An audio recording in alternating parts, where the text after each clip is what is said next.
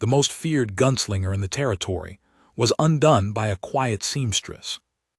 The first thing she ever said to me was that my coat was coming apart at the left shoulder seam, and if I didn't get it seen to before winter, I'd be sorry. Not "who are you?" Not "I've heard of you." Not the half-step back and the careful eyes that I'd gotten from every living soul in 4 territories for going on 20 years. Just the coat, the seam, the winter coming. I didn't know what to do with that. I stood there in the doorway of her shop on Alderman Street with the September dust still on my boots, and I didn't know what to do with that at all. Her name was Nora Vess.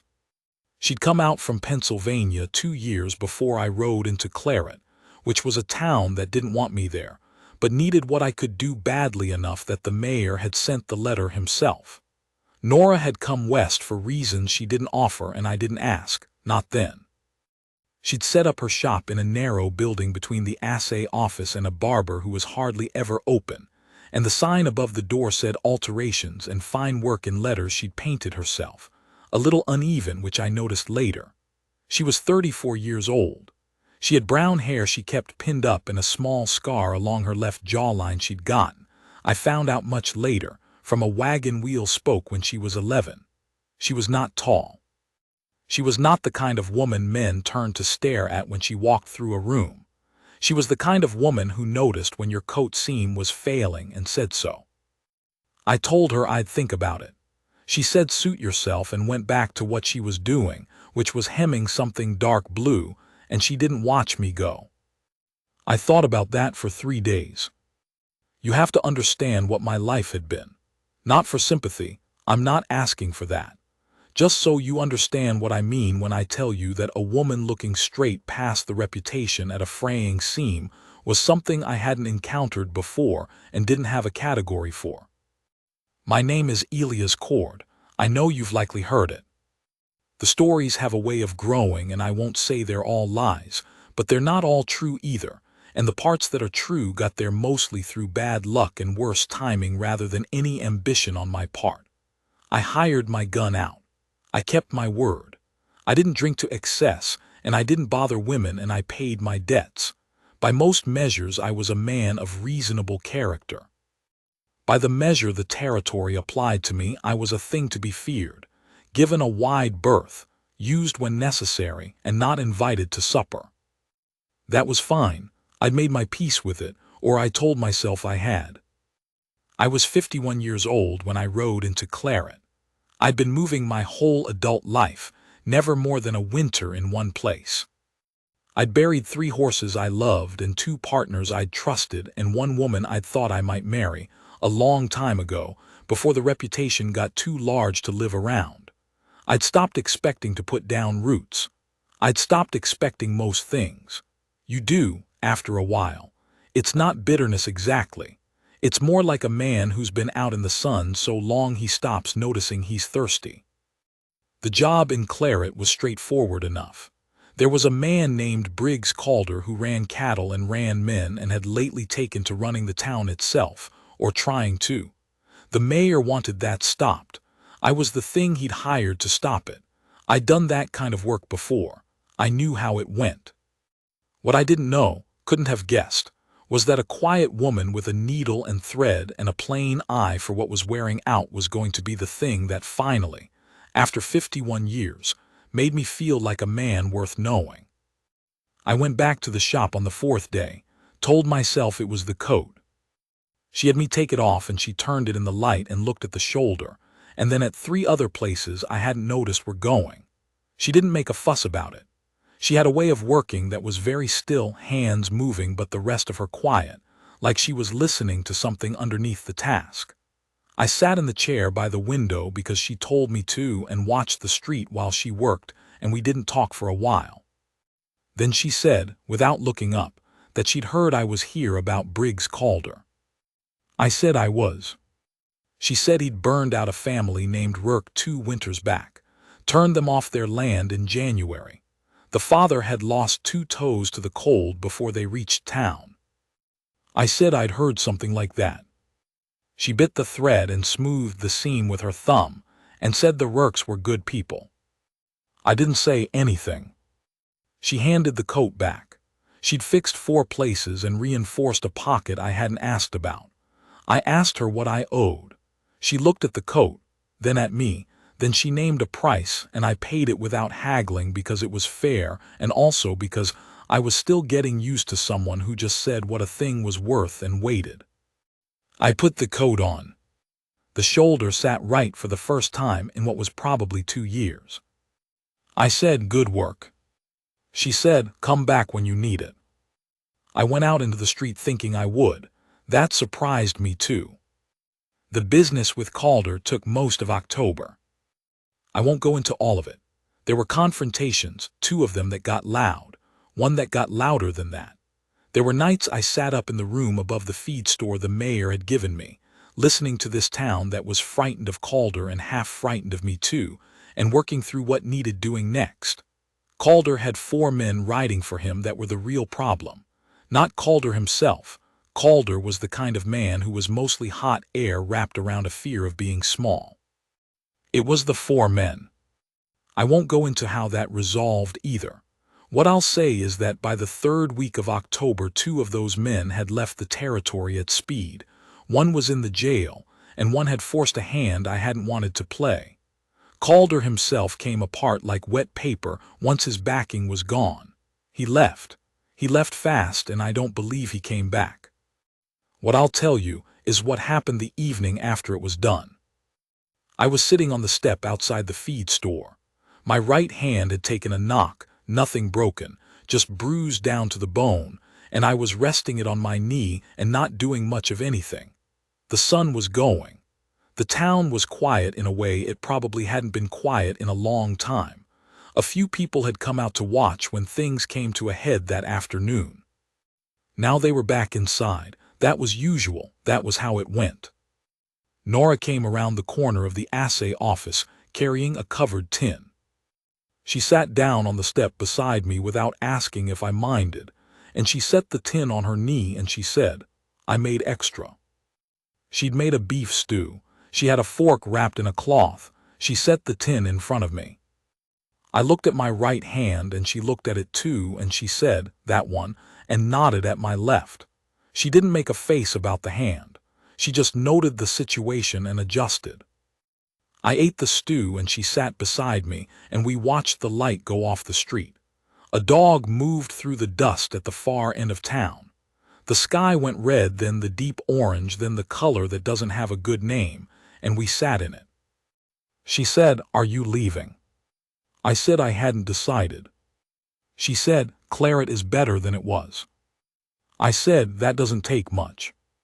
The corner of her mouth moved. I'd noticed she didn't laugh full out at things, but sometimes the corner of her mouth moved, and her eyes changed slightly, and that was what she did instead. I gave the tin back. I said it was good. She said she knew. She got up. Then she turned and looked at me, just looked, the way she did, no particular expression, that still way she had, and she said, "You did a decent thing today. Whatever people tell themselves about why they asked you here, you did a decent thing and you ought to know it." Then she went around the corner of the assay office, and she was gone. I sat there on the step for a while after. 51 years old, and a woman had just told me I'd done a decent thing and I ought to know it. And that was more than I'd known to want. That was exactly the shape of a hole I'd had so long I'd stopped knowing it was there. I didn't leave. I told the mayor I'd stay through the winter. I told myself it was prudent. Winter travel in that country was no good. I might as well be useful, and that was true as far as it went. That wasn't all of it. I started going to Nora's shop, not always with something to fix.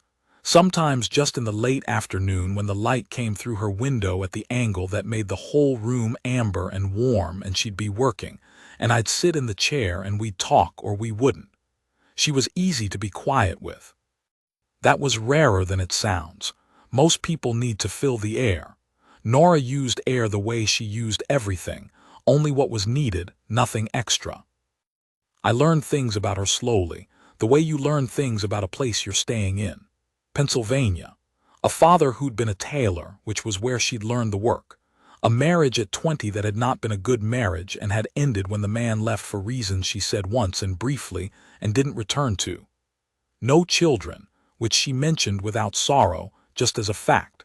She'd come west because west was the only direction she hadn't tried yet, and she'd been tired of standing still. She asked me things too, not about the work, not about the reputation. She asked what I ate on the trail. She asked whether I'd ever broken a bone. She asked once, out of nowhere, whether I'd ever seen the mountains up north, the ones that turned blue at a distance, and I said I had, and she said she hadn't yet, and she intended to. She said it like it was settled, like she'd get there one way or another, and it was only a question of when. I liked that about her. She moved through life like a woman who'd made her estimates and wasn't particularly afraid of what she'd find. November came in cold. The first snow came early, a thin one, and the street outside her window went white and then gray as people moved through it. I'd started eating supper at the boarding house 3 nights a week, a thing I'd never done in any town, sitting at a long table with other people and passing dishes, and it turned out I didn't hate it. I'd been alone so long I'd forgotten that eating with people was a different thing than eating by yourself, and sometimes the different thing was better. Nora ate there too some nights. She sat across from me or 2 seats down, and sometimes we talked across the table and sometimes we didn't need to. The woman who ran the boarding house, a Mrs. Albright, noticed. I could tell by the way she looked between us when she set things down. I didn't mind. I wasn't sure what I was anymore exactly in this town. Not the gun they'd hired, not quite a citizen. Something in between that didn't have a name yet. That was all right. I could wait for the name. The thing that changed came in December. There was a man in town named Poole. He drifted in after Calder left, the kind of man who arrives after the dangerous work is done and decides he has opinions about how it was handled. He'd been talking. About me. About the kind of man I was, which he decided I wasn't decent, I mean. He'd been saying I was the kind of animal a town used and then ought to run off, which was, I'll admit, a thing I'd heard before. It wasn't original, and it wasn't interesting, and I'd have ignored it except that one evening I came past the front of his usual table at the saloon, and he said something about Nora. I won't say what he said. It was the kind of thing a coward says when he thinks the person who will answer for it isn't listening. She wasn't there. I was. I stopped. I turned around. I looked at him and he went through 3 different colors in about 4 seconds and I didn't say a word. He'd made his estimate of me, and now he was making a different one. The room was very quiet. I said, "Say that again." He didn't. He looked at the table. He found something on the table extremely interesting, and he studied it like it was going to tell him something important. I said, "What you said about that woman, you keep that in your mouth from here on." I turned back around and walked out.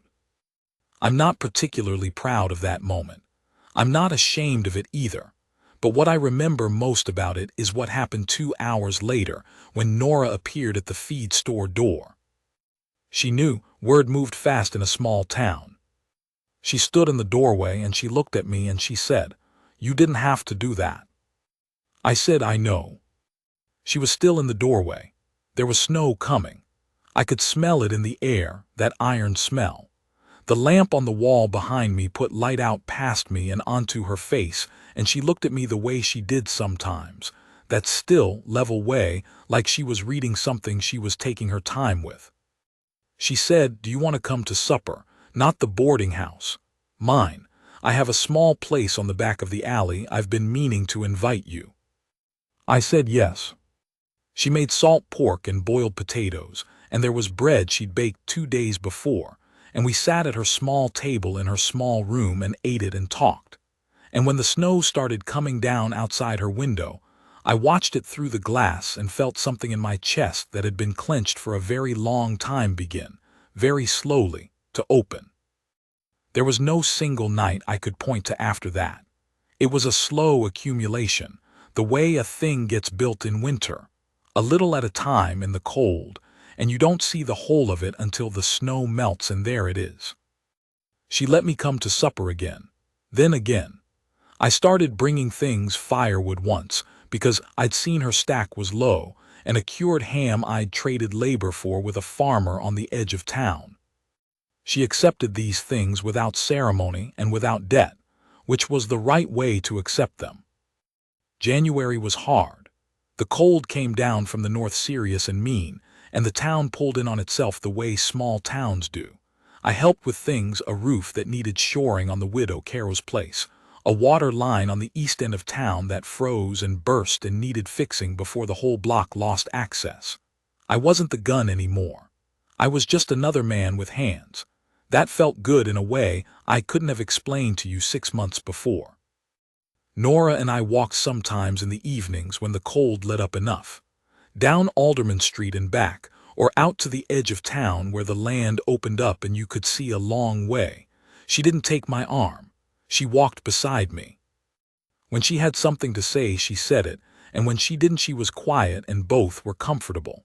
She told me once, walking back from the edge of town with the stars very bright and the snow blue under them, that she hadn't known what kind of man I was when I first came in about the coat. She said she'd watched me for a while. I asked her what she'd seen. She thought about it. She said, "A man who doesn't make himself bigger than he is." She said that was rarer than it should be. I didn't say anything to that. I didn't know what to say. I just walked beside her, and the snow was blue and the stars were out, and she'd said that, and it was enough. February. I want to tell you about a Tuesday evening in February, which was unremarkable in most ways, which is exactly why it stays with me. I'd been over at Carrow's place most of the day helping move some timber.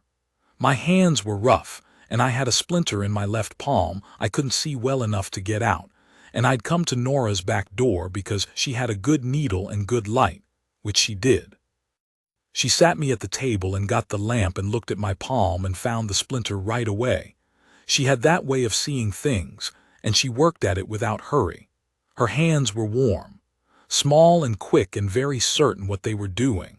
She got it out clean, and then she kept hold of my hand for a moment, looking at the palm, not at the splinter, just at the hand. I said, "What?" She said, "You've worked hard your whole life." It wasn't a question. It wasn't pity either. It was just what she saw. She set my hand back on the table and she stood to put the needle away, and she said, "Stay for supper, I have a chicken." I stayed for supper. Afterward we sat with the fire, and she was mending something and I was doing nothing in particular, and the wind came up outside, and I thought about how this was what it was. Just this. A fire, a woman with a needle, the wind outside, warm enough inside, somewhere to be that wasn't the trail and wasn't the job and wasn't the long years of being the thing people feared. Just a man sitting by a fire on a Tuesday in February like a man who belonged somewhere. I said her name. She looked up. I said, "I don't know what to call this." She held the cloth still in her hands, and she looked at me for a moment, and then she said, "Call it whatever you like. I know what it is." I said, "What is it?" She set the cloth on her knee. She looked at me without the slight look, the reading look. She just looked. She said, "I chose this. I want you to know that. Not because you're useful or because I need something from you. Because you're the kind of man I'd have been looking for if I'd thought men like that existed. I wasn't looking anymore. And then you walked in about a coat." She picked the cloth back up and went back to her mending, like she hadn't just said a thing that was going to live in me for the rest of my days. I sat very still for a moment. Then I reached over and put my rough hand on her hand, just briefly, and she turned her hand over and held it for a moment. And then she let go and kept mending because that was who she was. And I sat there by the fire, and the wind was outside, and I was 51 years old, and I was, finally, all the way inside somewhere. I'll tell you the rest fast because the rest isn't a story exactly. It's more just a life, and a life doesn't need to be narrated. The spring came.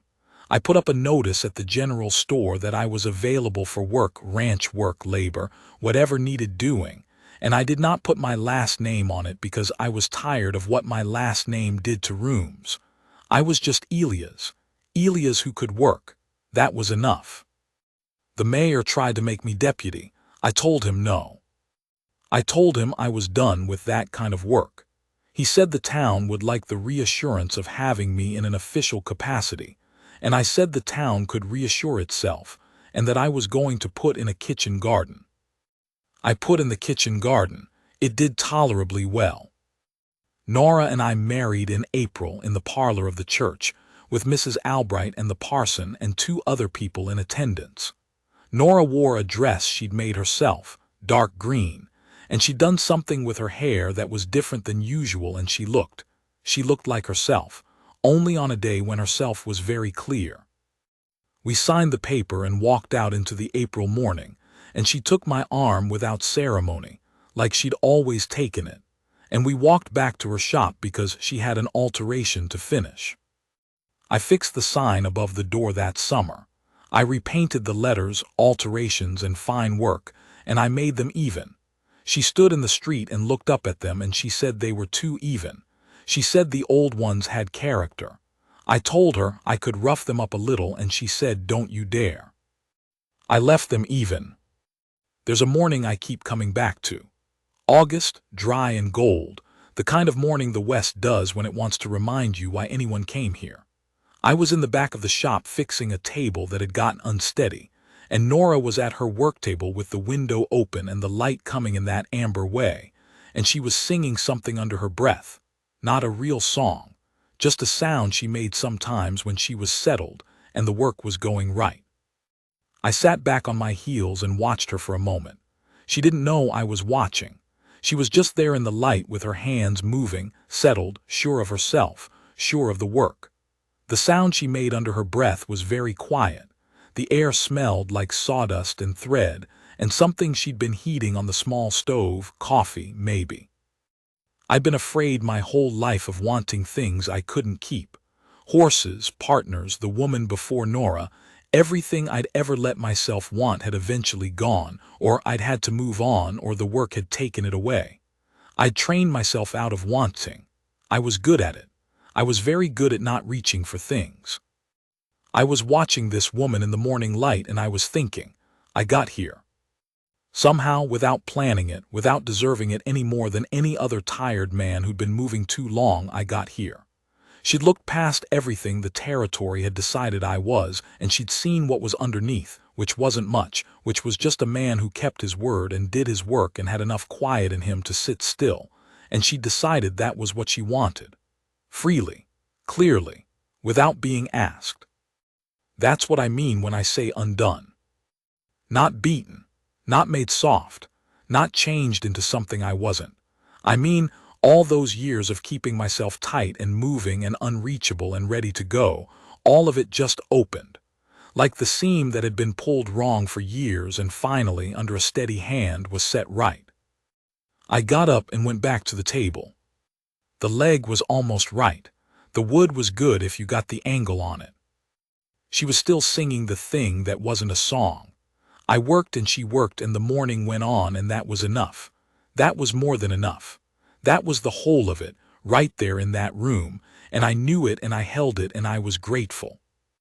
Not to luck, not to God, though maybe.